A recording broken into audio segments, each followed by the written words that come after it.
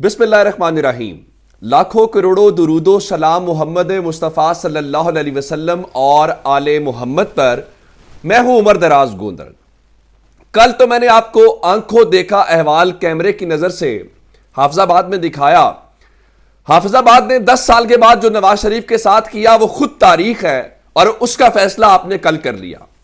आज बाऊजी नाराज होकर खानेवाल नहीं पहुंचे क्योंकि बाऊजी ने कल हाफिजाबाद की अवाम का मूड देख लिया था। अब उसकी वजह क्या है? उसकी वजह यह है कि सीनियर रहनुमाओं की कल मियां साहब ने गुस्से के साथ क्लास लिया। लोग निकल क्यों नहीं रहे? आज हेलीकॉप्टर भी हाजिर था, जलसा भी था, लेकिन बाऊजी ने कहा मैंने नहीं जाना। चले फिर क्या हुआ? फिर उम्मीद सहर कौम की बेटी मरियम नवाज को आज भेजा गया कि आप जाएं और आप बयानियां बनाएं, आप पार्टी को फतह दिलाएं। उनके साथ कौन हो सकता था? मरियम औरंगजेब हो सकती थी। तो आज उसी सुर्ख रंग के हेलीकॉप्टर के ऊपर मरियम नवाज शरीफ खानेवाल के अंदर पहुंची हैं। खानेवाल का जो हबीब अकरम साहब का कल का सर्वे है वो कुछ कहानी और बता रहा था, और वहां पे एक जो कौमी असेंबली की नशिस्त है वहां पे पाकिस्तान तहरीक इंसाफ को वाज़े बरतरी उन्होंने कल बता दी थी।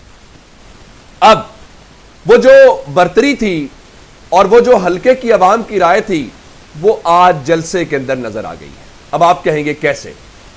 लगता यह है कि मरियम नवाज शरीफ साहबा को यह आइडिया था और उन्होंने अपनी देख भी लिया। नंबर 1 में आपको मिसाल देता हूं। मोहतरमा आई और आज बाऊजी की तरह उन्होंने भी इंतहाई मुख्तसर तकरीर रखी, और उसके बाद आप अगर जो आज मुस्लिम लीग नून ने वहां पे कवरेज दी है, चूंकि मुस्लिम लीग नून ऑलरेडी पैरामीटर शेयर कर देती है जिसको हम टेक्निकल जबान के अंदर क्लीन फीड कहते हैं। आप देखेंगे तमाम चैनल्स के ऊपर एक जैसे ही विजुअल्स नजर आ रहे थे। ये वो विजुअल्स हैं जो मुस्लिम लीग नून अपने कैमरे से, उन्होंने बेसिकली कंपनी हायर की जिसको कहा कि आप हमारे जलसे मैनेज करें। अब जिस कैमरे से मुस्लिम लीग नून दिखा रही है उसी कैमरे से तमाम टीवी चैनल्स दिखा रहे थे। लेकिन मैं आपको बताना चाहता हूं आज बैंड बजी कैसे। आपको एक भी वाइट फ्रेम के साथ नजर नहीं आएगा, नंबर 1। नंबर 2, आपको कहीं ड्रोन आगे जाता हुआ एंड तक नजर नहीं आएगा। ड्रोन आया एक मखसूस जगह पे, यूं उन्होंने फोकस किया जहां पे वो तो 100 लोग भी हों तो लगता है कि 1 लाख लोग हैं, वो दिखाए और कहानी खत्म। लेकिन मसला यह है कि इस तरह बात बन नहीं रही, और इसी वजह से कल नवाज शरीफ साहब ने तकरीर मुख्तसर की निकले। आज वो हाल मरियम नवाज का हुआ। और मरियम नवाज ने कहा क्या? नंबर 1, वो इमरान खान कहा करते थे कि मरियम बीबी बुनियादी तौर पे पाकिस्तान तहरीक इंसाफ की 12वीं खिलाड़ी है। वो आज साबित हुआ कैसे? अब उन्होंने ये कहा कि ताना इमरान खान को बेसिकली दे रही थी ना, कहती है कि लेवल प्लेइंग फील्ड मांगने वाले हमसे मैदान में आके मुकाबला करें। वो आपसे मुकाबला करना चाहते हैं, वो सिर्फ एक गुजारिश कर रहे हैं कि हमें मुकाबला करने का मौका दिया जाए। आज एक जगह के ऊपर पंजाब में पाकिस्तान तहरीक इंसाफ का कन्वेंशन था और पुलिस आई, उन्होंने सारी कुर्सियां इकट्ठी करवा के एक जगह पर रख दी। बाद दर्जनों की तादाद में पुलिस मोबाइल्स थी। तो मरियम बीबी आप ये बताएं कि जब आपको पूरे प्रोटोकॉल के साथ, सिक्योरिटी के साथ जलसे करने की इजाजत दी जाए और तहरीक इंसाफ के जलसे की कुर्सियां इकट्ठी करवा दी जाए और पुलिस मोबाइलें बाहर खड़ी हो, लोगों को डराया धमकाया जाए, आपको गिरफ्तार कर लिया जाएगा, तो अब भी वो फिर भी आपका मुकाबला कर रहे हैं। अगर आपने मुकाबला देखना है, आप पार्टी की चीफ ऑर्गेनाइजर हैं, आप उम्मीद सहर हैं, आप कायद की बेटी हैं, और यह हाल है जो आपके साथ खानेवाल में आज हुआ है। तो दूसरी तरफ आपको आज देखना चाहिए था कोहाट के अंदर पाकिस्तान तहरीक इंसाफ का वर्कर्स कन्वेंशन, जहां पे कोई एक भी कौमी सतह का लीडर नहीं था, कोई एक भी ऐसा रहनुमा नहीं था जो इवन वजीर रहा हो। जाहिर है हल्के के एमएनए के जो वहां के उम्मीदवार वगैरह है वही हो सकते हैं, और वो एक वर्कर्स कन्वेंशन मुस्लिम लीग नून के जलसे से बड़ा था। अब इस हवाले से मरियम नवाज ने एक और क्या काम कहा? उन्होंने इमरान खान का नाम लिए बगैर कहा कि क्या नवाज शरीफ ने कहा था कि झूठा साइफर लहराओ? क्या बात है! अगर साइफर झूठा है तो मरियम बीबी से पूछा जाना चाहिए कि जनाब ये जो इमरान खान के ऊपर साइफर का केस है वो किस बात का है? झूठा साइफर लहराने पे या पेपर लहराने पे तो केस नहीं होना चाहिए। नंबर 1, उन्होंने कहा कि क्या नवाज शरीफ ने कहा था कि पार्टी के जाली इंतखाबात कराओ? चलें, शुक्र है उन्होंने इलेक्शंस तो करवाए। ये तो नहीं कहा कि या मैं वजीर आजम होगा या मेरा भाई वजीर आजम होगा, मेरा भाई वजीर आजम नहीं होगा तो मेरी बेटी वजीर आजम होगी, मेरी बेटी नहीं होगी तो मेरा भतीजा होगा। ये तो नहीं किया, किसी भतीजे, भाई, भांजे या बेटी को तो नहीं लगाया।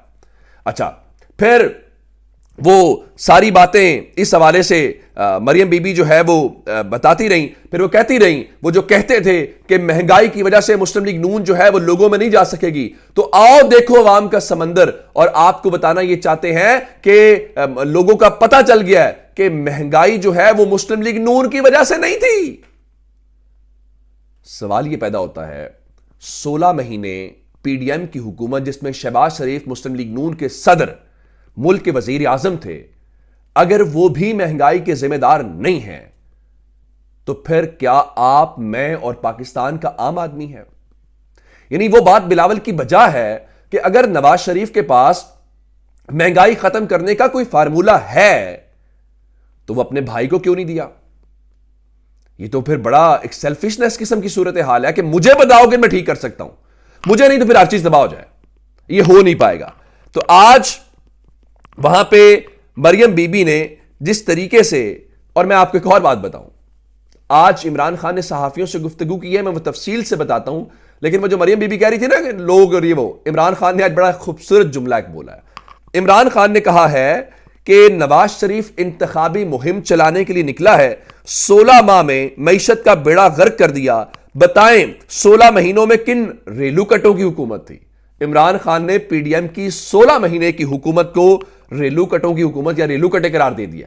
और मरियम साहिबा को अब पता चल गया होगा कि यह बुनियादी तौर पे इसका जिम्मेदार कौन है। और सच्ची बात तो यह है कि मुस्लिम लीग नून शहबाज शरीफ की 16 महीने की हुकूमत का बोझ नहीं उठा पा रही। यह कैसी हुकूमत थी? पार्टी का सदर वजीर आजम हो और पार्टी उसकी हुकूमत के ऊपर बात ना करना चाहती हो, उसको डिसोन कर रही हो।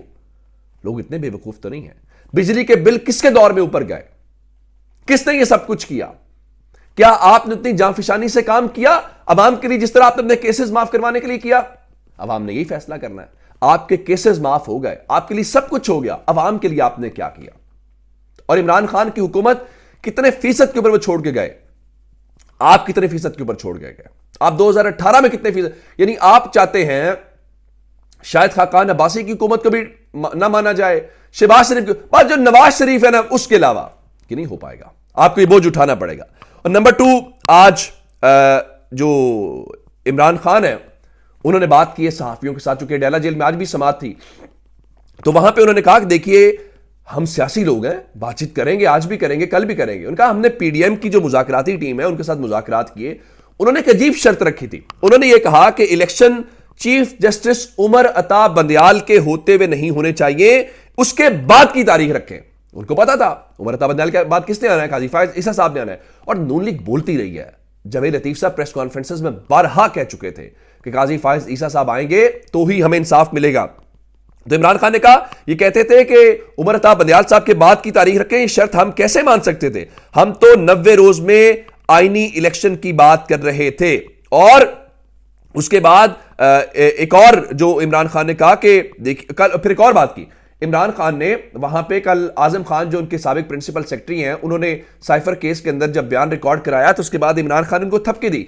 साकिब बशीर साहब जर्नलिस्ट है, उन्होंने पूछा इमरान खान से आपने उनको थपकी क्यों दी? तो उन्होंने कहा थपकी इसलिए दी कि वो इतने दिन गायब रहा, उसके बावजूद उसने हकायक बयान किए हैं, उसका सॉफ्टवेयर अपडेट नहीं हुआ, उसने सच बोला है। अच्छा, उसके बाद ये जो है इमरान खान ने इस हवाले से तो बात कर ली। फिर इमरान खान ने यह भी कहा कि 2018 में हमें कमजोर किया गया, हमारी सीटें कम की गई ताकि हमें कंट्रोल किया जा सके। और इमरान खान ने कहा कि मेरी गलती थी और मैं जनरल बाजवा की मीठी बातों में आ गया, हमें उस वक्त इलेक्शंस में जाना चाहिए था, इत्तेहादी हुकूमत नहीं रखनी चाहिए थी। और इस बार उनका पहली गलती यह थी। और फिर जनरल बाजवा को एक्सटेंशन देना मेरी दूसरी गलती थी, क्योंकि एक्सटेंशन से पहले जनरल बाजवा बड़ी मीठी मीठी बातें करते थे। और इमरान खान के मुताबिक उन्हें उस वक्त जो है वो ऑपोजिशन में बैठना चाहिए था। अच्छा, फिर मुगीथ सली रिपोर्ट करते हैं कि इस दौरान हुआ यह कि उन्होंने अचानक जो है वो जज साहब को मुखातिब किया। उनका ये जज साहब कुछ नहीं कर रहे, उनके खिलाफ जो तमाम केसेस हैं वो खलाई मखलूक कर रही है। फिर इमरान खान ने